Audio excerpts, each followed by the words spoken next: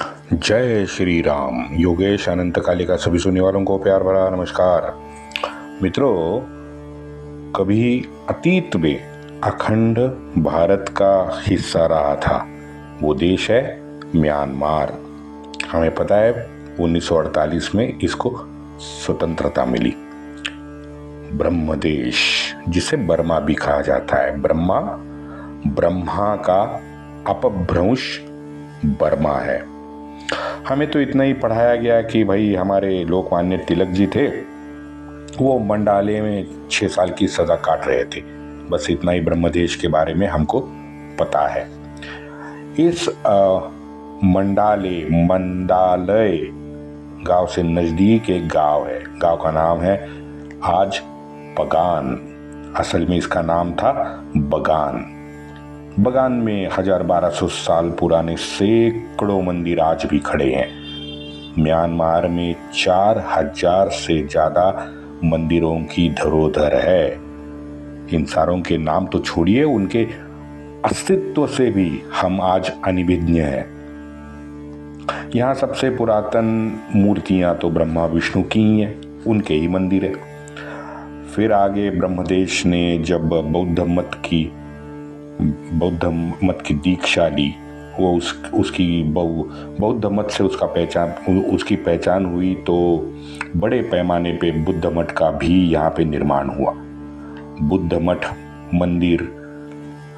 फिर नैसर्गिक भूकंप से इनका नुकसान भी काफी सारा आज हुआ है, लेकिन आस्थावान जो ब्रह्मा लोग हैं, ब्रह्मदेशी लोग हैं, ये आस्थावान भक्त आज इन सारे टूटे मंदिरों में भी बौद्ध प्रतिमा की आराधना करते हैं। इस पूरे अविकसित क्षेत्र पे रोड भी नहीं है, सारे रोड पगडंडी जैसे मिट्टी के हैं। तो इन्होंने अपना एक और तरीका निकाला भक्तों ने।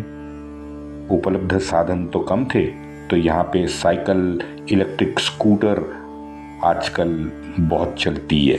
एयर बलून की भी व्यवस्था सरकार ने की है। तो अगर आप में से कोई इच्छुक म्यांमार के मंदिरों को देखना चाहता है, तो उसके लिए इलेक्ट्रिक स्कूटर, साइकिल और एयर बलून की व्यवस्था कर दी गई है। म्यांमार में प्यू, मोन और ब्रह्मा, ये 3 मुख्य लोगों के समूह थे। और ये बताने की जरूरत नहीं है कि हिंदू जीवन पद्धति का ही ये लोग सैकड़ों वर्षों से पालन करते आए हैं। द्वारावती, दीपचंद्र, बालचंद्र, विदेश, मिथिला, इस नाम के राज्य ब्रह्मदेश में हुआ करते थे। राजा ईशान वर्मा ने ईशानपुर की स्थापना यहाँ पे की। हरिमर्दनपुर, श्री क्षेत्र, कलशपुर, हरिपुंजय नामक गांव भी बर्मा में थे। यहाँ की जीवनदायी नदी ईरावती नाम तो आज भी प्रचलित है। यहाँ के लोग नृत्य और लोक संगीत जब सादर करते हैं, तो उसमें जातक कथाएं एवं रामायण के प्रसंग वहाँ पे दिखाते हैं।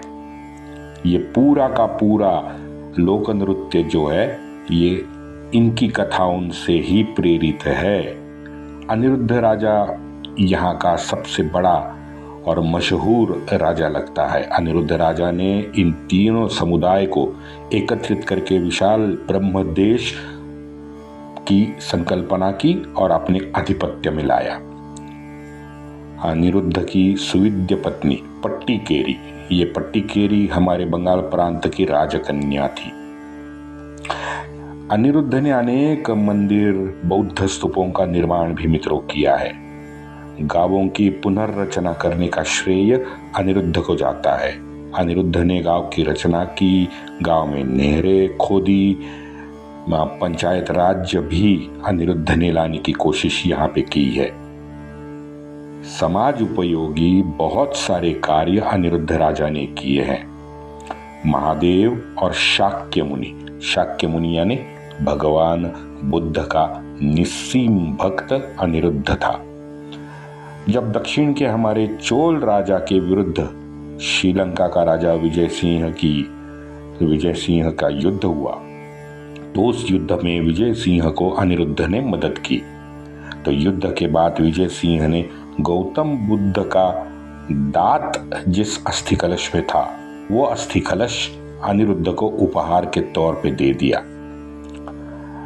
जब ये मोन नाम का जो समूह था, ये मोन राज्य को पहले अनिरुद्ध ने पराजित किया था। तब क्योंकि मोन समूह, मोन वासीय जो थे, ये कंबोज राजा के प्रभाव से बुद्ध दर्शन को मानने वाले हो गए थे। मित्रों, विपश्यना की संकल्पना को विस्तार देने का और विपश्यना को प्रचलित करने का पूरा श्रेय सर्वप्रथम अगर किसको जाता है तो वो ये मोन लोगों को जाता है। हमें ये भूलना नहीं चाहिए। हमारे भारतवासियों को ये पता भी नहीं है, मुझे भी पता नहीं था, पढ़ने के बाद पता चला। राजा अनिरुद्ध ने सारे बौद्ध धर्म ग्रंथ जो मोन समाज में बिखरे पड़े थे, उनको एकत्रित हाथी पे राजधानी लेके आया, क्योंकि मोन लोगों के पास अपार ग्रंथ संपदा थी जो पाली, ब्राह्मी, संस्कृत में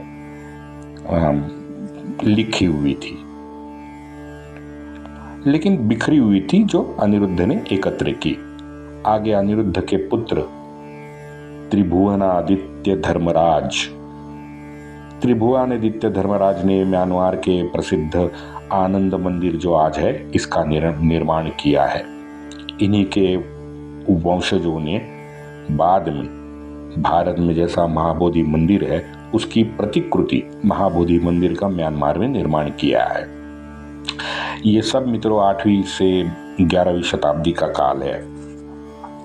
13वीं शतक में हमारे जोरू जमीन वाले फुकटचंद लुटेरे कामांध मोगलों ने यहाँ भी प्रवेश करके अपनी गंदगी फैलाई है।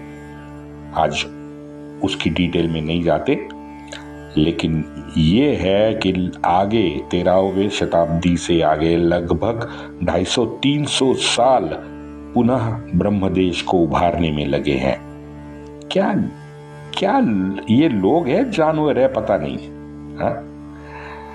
फिर बाद में 15वीं-16वीं शताब्दी के बाद में कभी कंबोज के खमेर जो राजे थे, कभी थाईलैंड के अयोध्या के जो राजे थे, और कभी बंगाल के राजे थे। इन्होंने भी ब्रह्मदेश पर राज किया। 18वें शतक में कोनबांग राजाओं ने पुनः सारा ब्रह्मदेश एकत्र करके अपने आधिपत्य में ला लिया।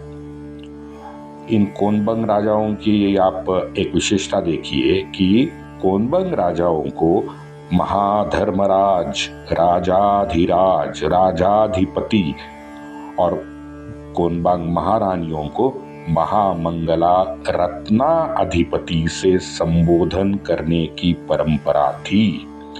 शुद्ध संस्कृत। बाद में और एक आक्रांता आए 1824 में गोरे ब्रिटिश।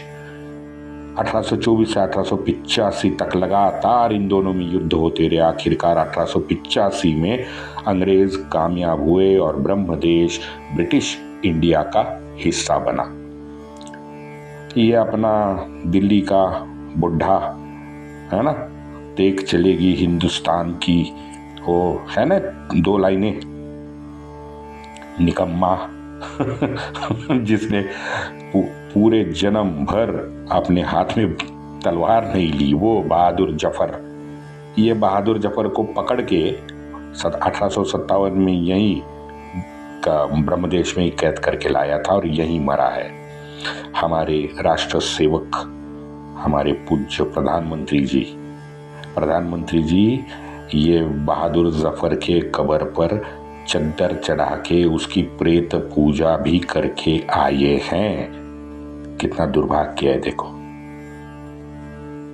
वैसे ब्रिटिशों ने रत्नागिरी के राजा को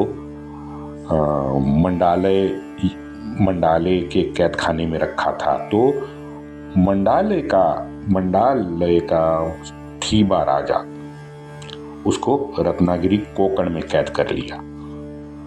थीबा का अंग्रेजों ने म्यांमार में सब कुछ छीन लिया।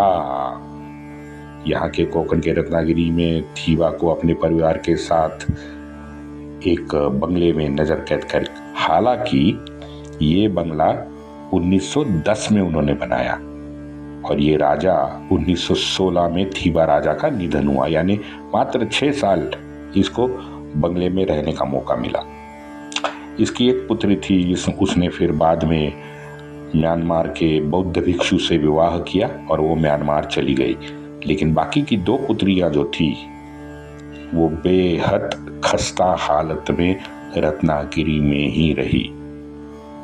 इस देश में प्रचलित जो संस्कृत, पाली, ब्राह्मी की लिपि, पल्लव लिपि, ये सारी भाषाएं और लिपियां जो है ये आज भी मित्रों सर्वमान्य है। 20वें शतक में यंगून में तब 42% भारतीय व्यापारी और कारागिर कामगार बसते थे। आज किसी को नाम भी नहीं मालूम। 2 प्रमुख महानुभावों का उल्लेख करना आज मेरे लिए आवश्यक है। पहले हमारी हिंदी चित्रपट सृष्टि की प्रसिद्ध नृत्यांगना हेलन जी। बाद में फिर ये हेलन जी ने मोमीन लेखक 786 है ना, मंदिर में न जाने वाला लेकिन 786 का बिल्ला सतत अपने सीने पे लगाने वाला हमारा बच्चन, उस पिक्चर का जो लेखक है सलीम, ये उसकी पत्नी बनी। और दूसरे हैं पूज्य श्री सत्यनारायण गोयंका जी। सत्यनारायण गोयंका जी ने अपना पूरा आयुष्य विपश्यना के प्रसार में लगाया था और वो विपश्यना में बड़े उच्च स्थान पे पहुंच चुके थे। यह है हमारा ब्रह्मदेश, नजदीक होके भी बहुत दूर। वंदे मातरम।